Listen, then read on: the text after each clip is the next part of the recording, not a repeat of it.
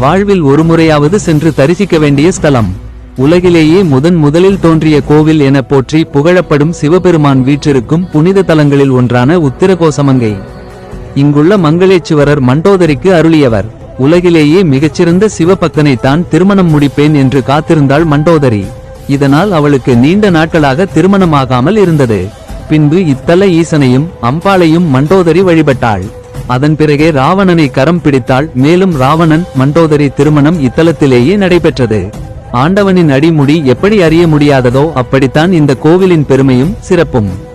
திருவாரூரில் பிறந்தால் முக்தி, காசியில் இறந்தால் முக்தி, அண்ணாமலையை நினைத்தால் முக்தி என்பார்கள்.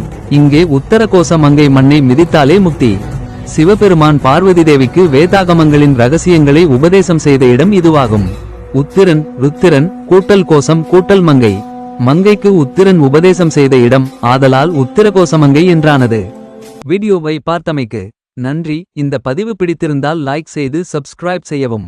உங்கள் நண்பர்களுக்கு ஷேர் செய்யவும். நன்றி, வணக்கம்.